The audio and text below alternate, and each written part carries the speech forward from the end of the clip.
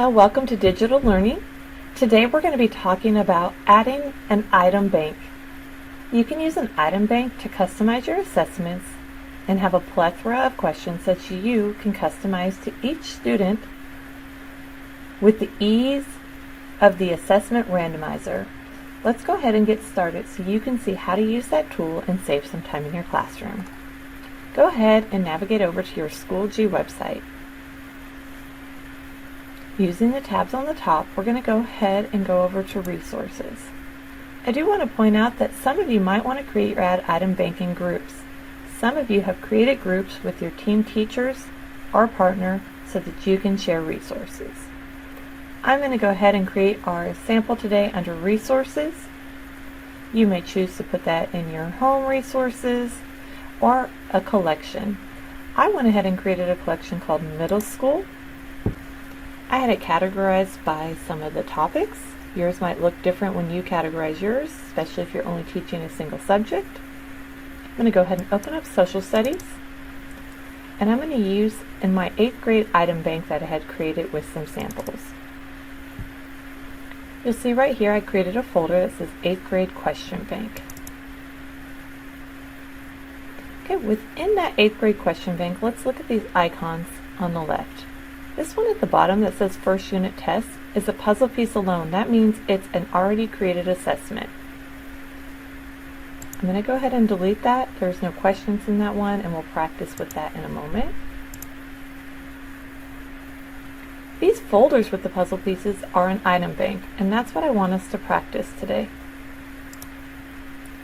Go ahead and go at the top and click on Add Resources. This is where you can add or organize your information. You're going to want to click Add Item Bank. Notice it's a folder with a puzzle piece. Please do not click on Add Question Bank. Once you click on Add Item Bank, you can go ahead and give it a title. Maybe this is going to be your topic on linear equations. Maybe you're teaching it on shapes. Maybe you are teaching this on prokaryotic versus eukaryotic. Whatever your topic is, go ahead and give it a name. We'll just call this 1, 2, 3, 4. If you'd like to give it a description or write down what teaks, that is completely up to you. That is optional.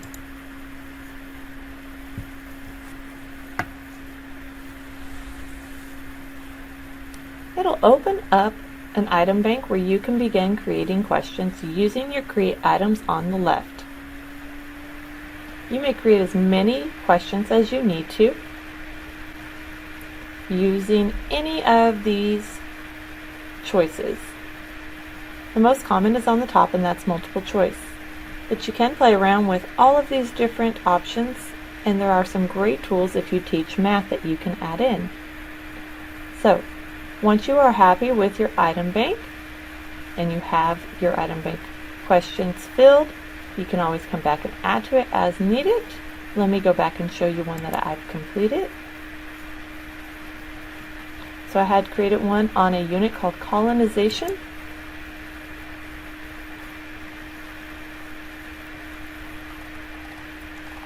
And I had a whole bunch of multiple choice questions. I kept it simple just using the star release questions. So I used the basic create item bank of multiple choice. This also allows for me to have a self-grading option, which means I do not have to sit and grade all of my students' work. It'll grade for them. So seeing that I have all of my item banks here,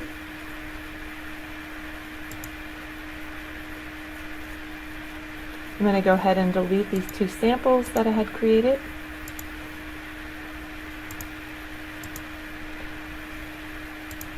And I'm going to leave it with these 3 units. So you might have a lot more units. You might want to create all of your unit item banks at the beginning of the year and pull them as needed. That's why I suggested that you may also want to do this under groups so you and your partner can go ahead and split that workload up. Once you have an item bank, then throughout the year you can use the Create an Assessment for any way that you would like to assess a student in your class. It does not always have to be an end-of-unit test. You're going to click on Add Resources, and we're going to click on Add Assessment. I'm going to call this Practice, I've used that name before, so it automatically generates up. I'm going to go ahead and submit. Now here you will see your assessment tool pull up where you'll have a plethora of options. Like, do you want to have a time limit? Please read through each of these and decide what works best for you, remembering that you can always edit it. Such as, how many times would you like your students to be able to attempt this? Maybe it is a warm-up and you would like them to be able to do it more than one time. Or maybe you have it as a closing task and you only want to give them 5 minutes to complete it. You can also set your questions right here, your instructions. Maybe you want to allow them to use their notes, so you could put, please use your notes. Maybe you want to put that in bold, larger font, whatever works for you. You don't have to put something here. Then you can tally over to the questions. Once you're in questions, instead of creating an item like you did for the item bank, you're going to want to come up here to add from your item bank. You've already done the work up front. So now anytime you need a tool, you just click from Add Item Bank. Did you create this under your personal resources or in a group? I had created under my personal resources and under middle school. That's why I said the organization is going to help you remembering where you saved your item bank.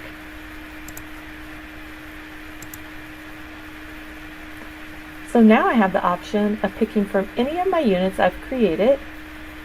So let's say that I would like to take a few questions from each of these units.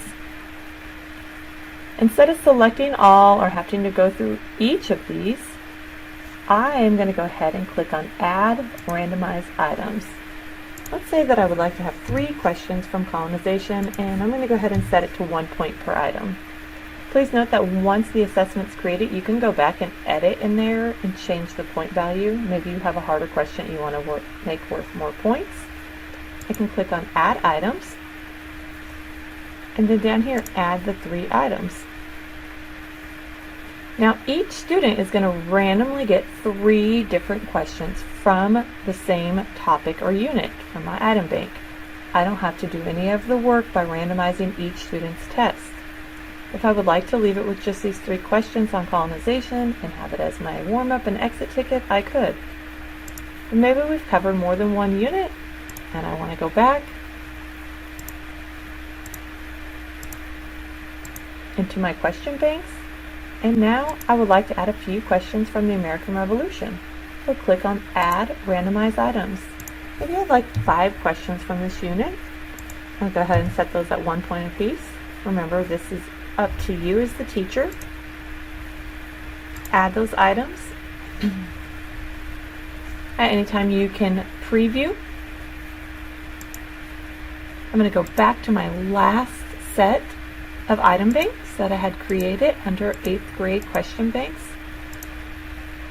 And let's say I only want to add 2 from this unit at 1 point apiece. Okay, I could preview this. I could edit this if I needed to, or delete this and go through and preview everything. I did pick all self-grading, so these will self-grade. All of these will be randomized for every student. Now you have a couple of options over here. You could print the assessment if you needed a print version. You could move it to a certain area where you're storing your resources, copy to, or even add to a course. Maybe I would like to move to my middle school 8th grade social studies folder. I'm going to go ahead and move that there. So now that randomized assessment is there in my resources for me to use in any of my classes. Or maybe I would like to add to a course. Here's my sandbox class. That's my practice class. It is always good practice to set a due date. Let's go ahead and say, oh, this is due on August 31st. I'll keep that time. If it has an asterisk, I must click it. Am I going to count this as my daily work or test or project? Your categories might look different, however you set them up. I'm going to say this is a daily assignment. I'm going to keep that as self-paced, and I'm going to add it to my course. So now I've placed them in two different areas. And I have a completed assessment that is completely randomized for each student without me making a different test for every student. That randomized tool will save you a lot of time, also allow you to keep your students a little bit more honest. I hope you enjoyed this tip and learned something. Have a great day. Thank you.